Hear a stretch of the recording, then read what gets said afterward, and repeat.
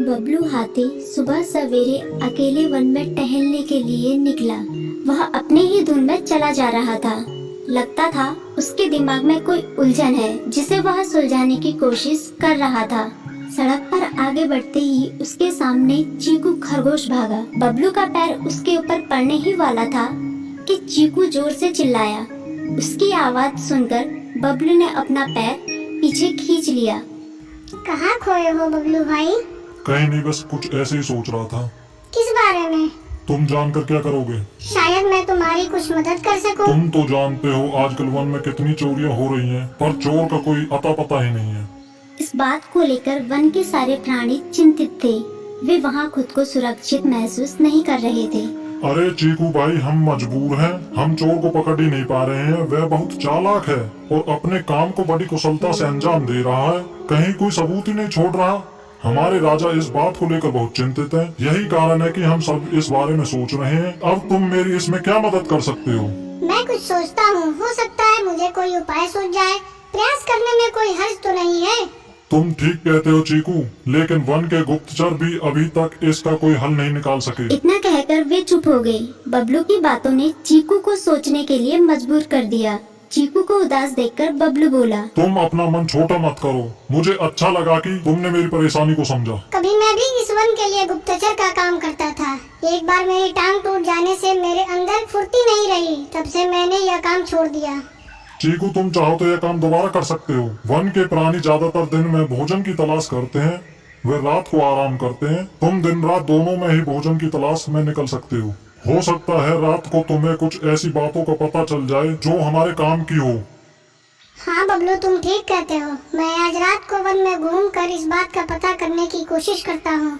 थोड़ी देर बातें करके चीकू अपने बिल की ओर बढ़ गया और बबलू अपने रास्ते चला गया। चीकू के दिमाग में अभी तक बबलू की कई बातें घूम रही थी। उसे समझ नहीं आ रहा था वह बबलू की मदद कैसे करे। दिन भर वह उसी उधेड़-बुन में लगा रहा।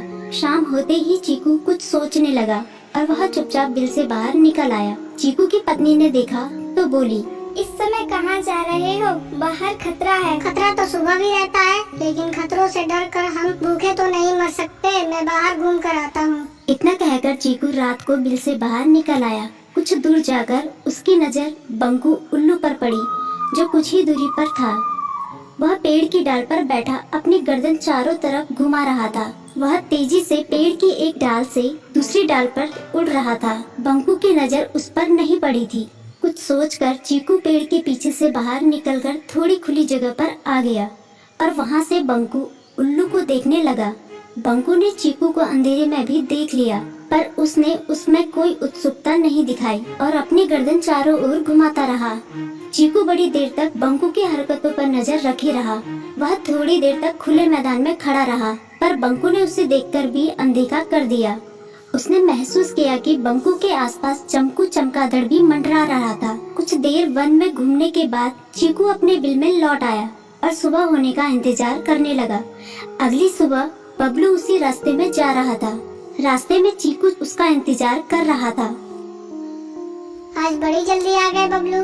हाँ, आजकल मुझे चिंता की वजह से नींद नहीं आती। कोई नई खबर है क्या? यकीन से तो मैं नहीं कह सकता, पर मैं तुम्हें ऐसे प्राणी का नाम बता सकता हूँ जो शायद चोरों की मदद कर रहा है। कौन है वो? बंकू उल्लू। इतना कहकर चीकू ने रात की घटना उसे ज्यों की त्यों सुना दी। इसे सुनकर बबलू का माथा ठनका।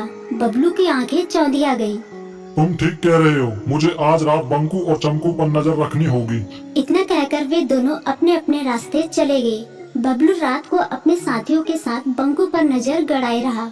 उसकी संदिग्ध गतिविधियों को देखकर बबलू ने उसे उसके साथियों चंकी और संकी लोमड़ के साथ पकड़ लिया। बबलू ने सख्ती से पूछताछ करनी शुरू कर दी।